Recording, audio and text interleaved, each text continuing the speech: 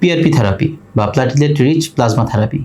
PRP হচ্ছে রক্তেরই একটি অংশ যাতে দেখা যায় যে growth factor, cytokine, antimicrobial property থাকে। তীব্র আঘাত বা বারবার ব্যবহার করার কারণে কোনো জয়েন্ট, লিগামেন্ট, টেন্ডনের যদি ইনজুরি হয়, এখানেই আমরা যেই থেরাপি ব্যবহার করি রক্তের, সেটাই হচ্ছে পিআরপি থেরাপি। অস্টিওআর্থ্রাইটিস, ডিজেনারেটিভ বা ক্ষয়জনিত রোগেও সাধারণত এই পিআরপি থেরাপিটা করা হয়ে থাকে। যেহেতু পিআরপি রোগীর নিজের শরীর থেকে নেওয়া হয়, সেক্ষেত্রে দেখা যায় যে এটা পুরোপুরি পার্শ্ব প্রতিক্রিয়া মুক্ত এবং এক্ষেত্রে 80 to 90% ক্ষেত্রে ব্যথামুক্ত থাকা সম্ভব হয়। কি কি কারণে পিআরপি করা হয়?